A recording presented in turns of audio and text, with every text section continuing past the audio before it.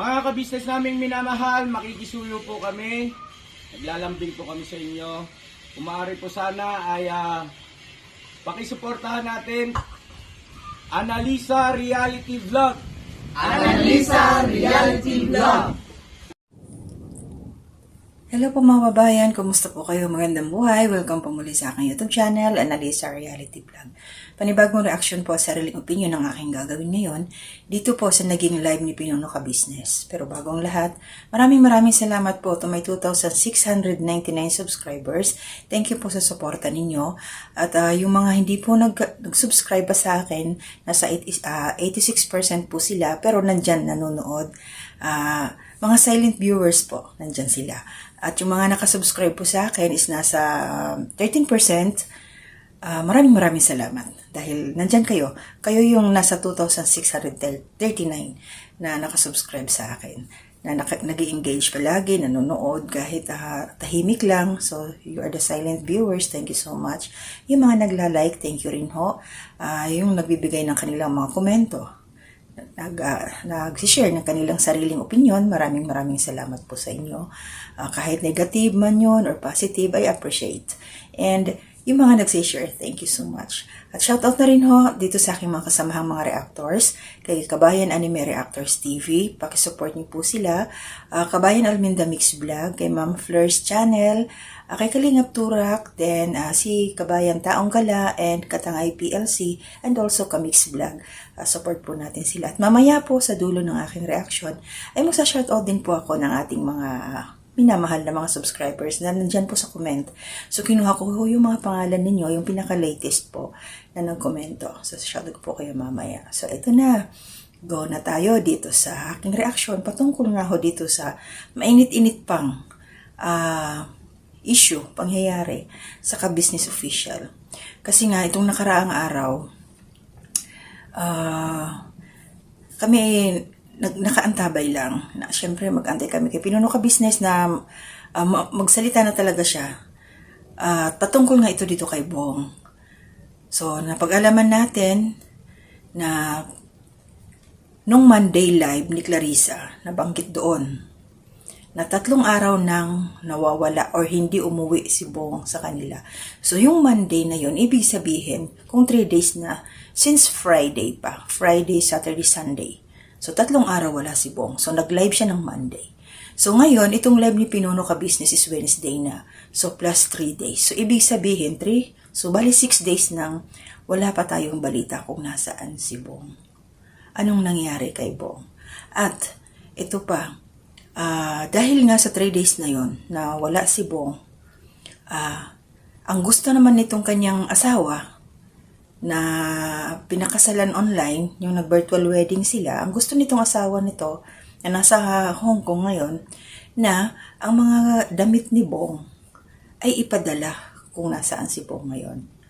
So, ibig sabihin, alam niya kung nasaan. So, anong klaseng asawa yung ganun? Imbis na hanapin yung asawa niya, pauwiin sa bahay nila, ipapahatid pa yung mga damit. Di ba kasal sila? Pinagsigawan niya nga yun, halakhak pa nga siya eh. Sabi pa nga ni Bong noon gusto pa yata nila ng katibayan. So, ibig sabihin talagang kasal sila. Naniwala ito si Bong na kasal nga sila online. So, ano nangyari te? Bakit ngayon, alam mong 3 araw nang hindi umuwi yung asawa mo, si Bong? Bakit hindi mo ipinahanap?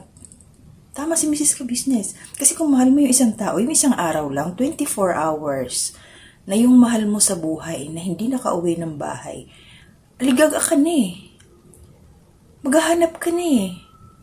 Asawa mo man o hindi, mga anak o ano man na parte ng buhay mo na hindi nakauwi ng bahay. Kahit nga yung hayop yung aso, na hindi nakauwi, talagang hahanapin mo, diba? So, tao pa kaya? So, ayan, umabot yung 3 days, hindi man lang hinanap kung nasaan yung kanyang asawa.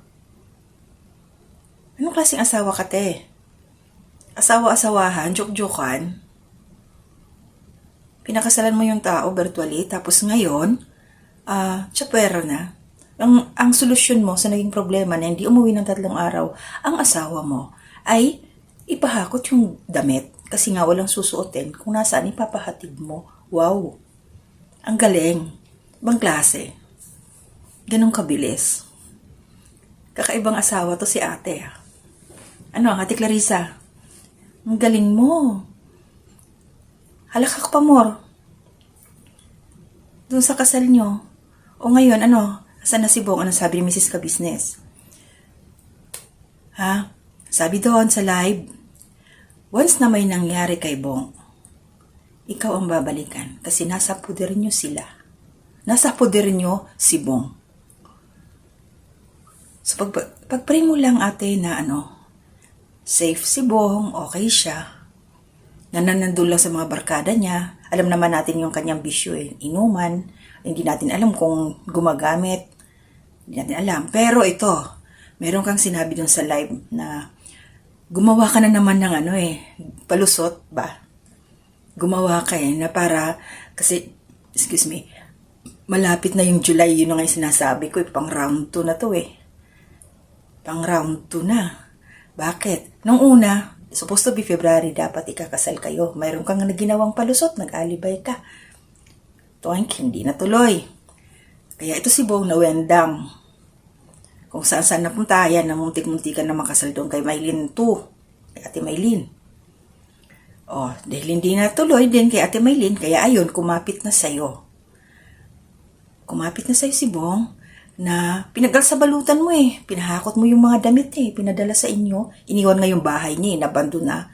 Nakita namin yun nung nilinisan doon nila Pinuno Ka-Business. Ang daming kalat, ang baho. Ngayon, wala na. Asaan ka na? Ha? Pinabayaan mo na si Bong. Yung mga nagsasabi dyan, hayaan nyo na si Bong, dakdak kayo ng dakdak. Ano na ngayon? Asaan kayo? Pagtanggol nyo si Clarissa. Asan na si Bong? Nakita nyo na ba? Pinabayaan na Pero, nandyan ang Ka-Business family.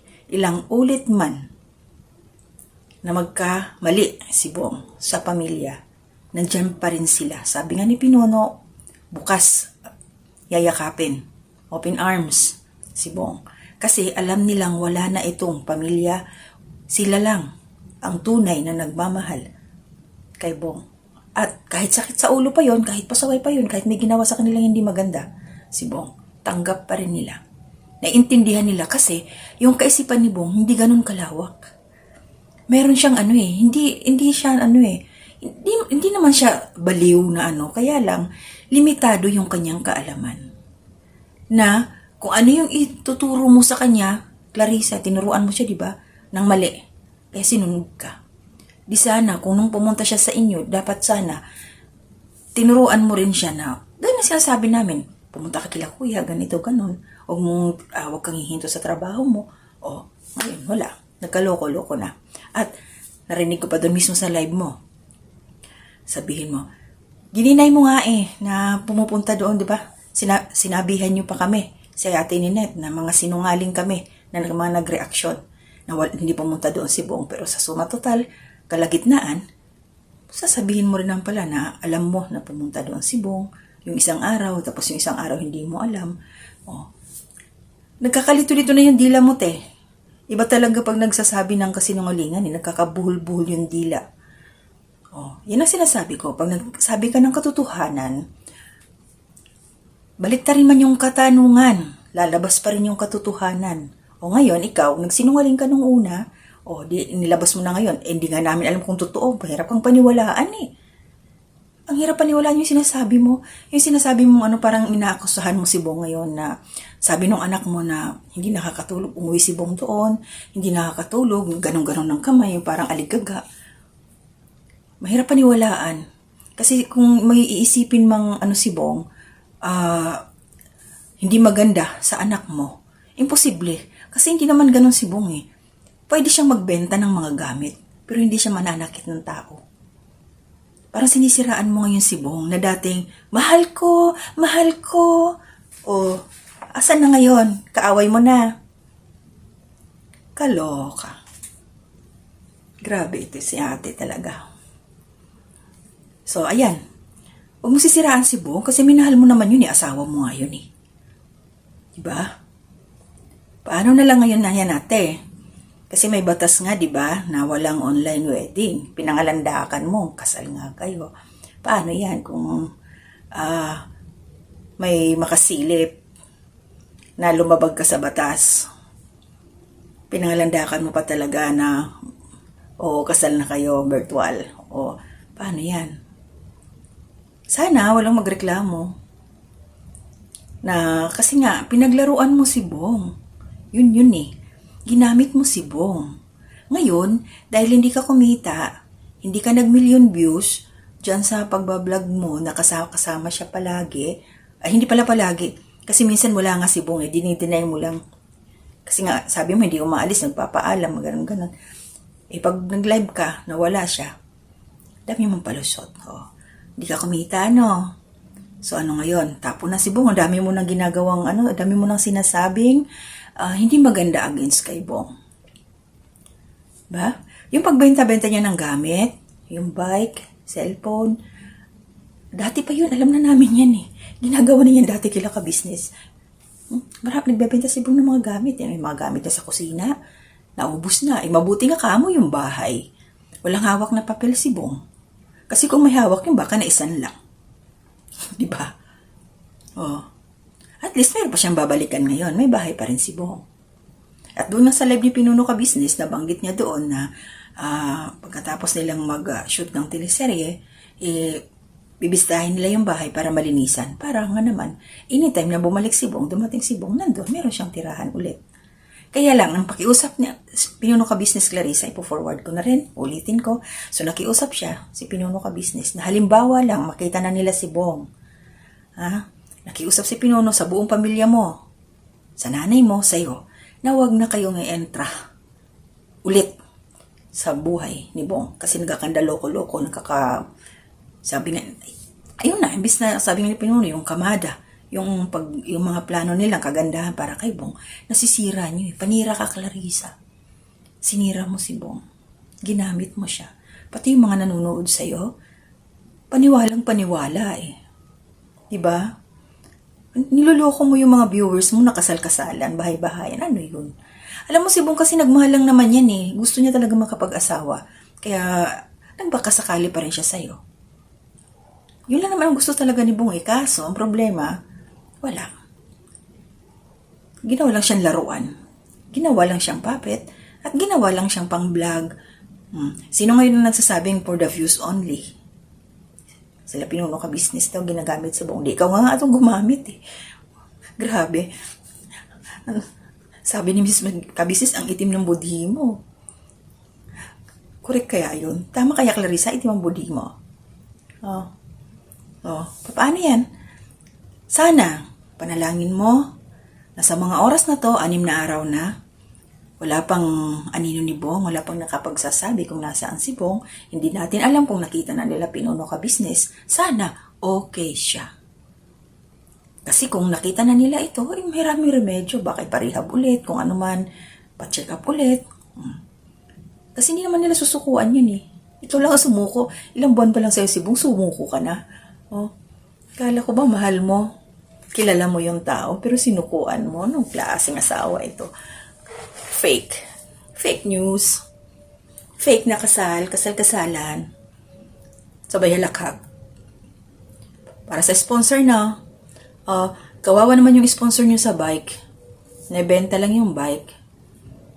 Tapos magsasabihin mo pa na nagpadala ulit para matubos yung bike, pero hinold mo na, hindi na lang tutubusin. Hinayaan na kasi nga nalaman mo na parang diretso na benta kasi nga kulang yata.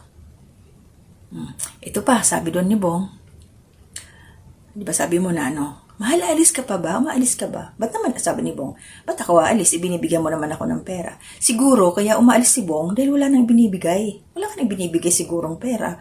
Kaya yun, naisanla yung bike. Naibenta yata yung cellphone. Kasi hindi ka na nagbibigay ng pera. Wala nang sponsor na. Walang sponsor eh. Di lumabas din yung katotohanan. Ayun na yun. Umalis na sa'yo si Bong dahil wala ka ng suporta.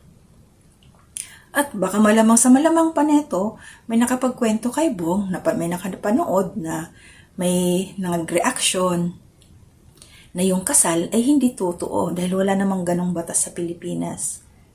Diba? Malay natin, may nagsabi kay Bong na pinaglalaroan ka lang, niloloko ka lang, kaya umalis na sa'yo. Pero hindi rin natin alam, kasi nga ito si Bong, yung isip, paiba-iba. Baka, nandyan na rin, bumalik na sa inyo, pero, yun ang hindi natin alam. Pero pinapaano mo na madalas ang sinasabi ng nanay mo di nyo alam kung ano yung totoong nangyayari. O di nanay, sabihin nyo na kung ano yung totoong nangyayari. Dapat sana in-advise mo rin ng maganda yung anak nyo Diba? Alam nyo may ginagawang, hindi ko lang alam kung alam nyo kung mali ang ginagawa ng anak nyo. Mahirap maghusga. Ng mga ganon. Pero para sa amin, hindi, ginamit lang niya si Bong. Kinonsentir nyo rin ang kanyang ginagawa. Parang yung respeto sa ka-business family na tumulong kay Bong, na pinagtiyagaan si Bong simula nung unang araw na nakita nila ito doon na namamasura, na yung buhok, ang kapal-kapal, walang ligo-ligo, ginupitan. Gaano kaya kabigat yun? Hawak-hawak ni ka-business yun mong naputol na doon sa barbershop. So nagmukhang tao si Bong nung time na yon hanggang sa unti-unti nang nabago. Kaya lang, doon talaga yung point na nagsimula siyang bumalik sa kanyang bisyo nung yung sa pag-ibig, yung pinaasa mo, Clarissa. Pinaasa sa wala, na umaasa na si Bong na magkakapamilya siya, pero hindi, wala. Nagkaloko-loko na siya. So yun lang, antayan natin, abangan natin yung mga susunod pang mga pangyayari kay Bong. Sana talaga makita na ito nila ka-business at safe si Bong para maging maayos ulit at hindi ka na pumasok pa sa buhay ni Bong. Yun ang pakiusap ni ka-business. Ipinuno ka-business. Maghanap ka na lang ng ibang imamain. Huwag si Tony, parang awa mo na. Mahilig ka magmain. So mga ka-business, pasensya na kayo. Yun ang aking naging reaksyon. Kasi, at saka dali, nakalimutan ko. Yung pala yung nagsabi sa akin ng prinsesang sinungaling daw ako. O ikaw ngayon, te, yung sidekick na linta ni Clarissa. Sabi ni Kamix, ikaw pala itong sinungaling, ipinapasa mo sa akin, kaya pala alam mo. Alam mo yung salitang sinungaling dahil ikaw din pala. O ngayon, sinungaling pa rin ba kami? Ha? Hindi kayo makakomment sa'yo, nirestrict mo kami. Magsasalita ka ng ganon, tapos uurong-urong ka, atras-atras ka. Pag nagsalita ka, panindigan mo. O, diba? So, paano na yan? Hanggang dito na muna ang aking reaction kasi magsa-shoutout pa ako. So, good luck sa inyo, sidekick na linta. At saka kay manggagamit, yung nagpapanggap. Shoutout sa inyo. At yung mga naniniwala, shoutout din sa inyo, naniniwala sa kanilang dalawa. Lalong-lalo kay Panggap. Shoutout din po sa inyo sana. Mahimasmasan na rin kayo na mayroon siyang ginagawang hindi tama. Huwag kayong maniwala. Basta-basta. O diba? O ngayon, dami na niyang paawa-awa. I think niyang sisiraan na niya si Bong. Kasi ganun na. Wala na niyang gamit si Bong. Tinapon na. Diba? So, shoutout tayo mga kabayan. Ka-business, kapapi at kalingap. So, shoutout po. Kay Kabayan Rosalie Aquino. Salamat po. Kabayan no si Pascual. Thank you sa suporta. Lagi kang nariyan. Talagang sinusundan mo kami. Ang aming mga ginagawang reaksyon. Salamat kabayan. And shoutout na rin po kay Kiram Garden, Caring and Vlogs. Thank you sa support. Gemma Mahinay, shoutout po. Shoutout also kay Monica Jimenez. And Joliet Mendoza, shoutout. Rillian Relio, shoutout po kabayan. Thank you sa suporta. And kabayan, this is vlog. Thank you po. And sa aking pinsan, Walls Tradition, shoutout Day, at saka sa kanya Mr. Counseling Studio, shoutout. And si Ate Marilyn, ni Corsa Miliano Ralph, shoutout ate, good morning. And kay Ma'am Aisa May, Dumasapal, teacher po siya, shoutout po ma'am. Salamat sa pagbisita. At kay Kabayan Aiko Saito, shoutout po. Kabayan, Julia Pardales, shoutout. Kay Ate Ninette Recta, The Human CCTV, ang Ka-Business Family. Ate, thank you so much. Shoutout po, ingat ka palagi. Winner. Hindi tayo sinungaling, te. Sila yung sinungaling. Kaya huwag mag-alala. Kung meron man dapat idemanda sila yon, hindi tayo. kita na natin ngayon yung katotohanan na sila nagsinungaling. And shoutout din po kay Kabayan M. Scords of Calamba City. And kay Madel Love, shoutout po. And syempre sa aking basher, shoutout Ligaya Di Samito. And Rene 1331. May basher, shoutout. Dakdak talaga ako ngayon, kabayan. Haha. Oh. And syempre, sa aking pamilya, mga anak, sa aking asawa, mag-iingat kayo palagi. Thursday na ba sa Pilipinas? Holy Thursday na. Ay, hala. Tawarin tayo ni Lord. So, paano to mga kabayan? Hanggang dito na muna ang aking reaksyon. Mag-iingat po tayong lahat.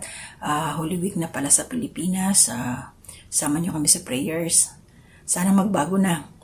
Si Mrs. Panggap pala. Yun. Mag-iingat po. Mainit ngayon sa Pilipinas. Inom kayo ng tubig. Keep your health hydrated, yung ating life na lang dyan. Ingatan kasi nga, bigla-bigla na lang yung init. Tapos, mahirap huminga kaya pagka ganyan. So, more water lang para hindi tayo ma-dehydrate. Sarap maligo sa dagat ngayon. So, mag-iingat ho. Yung katulad ng sinabi ko, ano man ang ating problema, pag-pray lang. I-offer natin sa ating Panginoon dahil siya ang magbibigay sa atin ng kaliwanagan, solusyon. Ipapasok niya sa isipan natin kung paano natin masusolve ang isang problema. So, huwag tayong makakalimot sa Kanya. We say thank you sa maliit na bagay, malaking bagay man, through hardships, happiness. Thank you Lord pa rin. Kasi lahat yan ipagsubok sa ating buhay. Laban lang. So, maraming salamat. To God be the glory.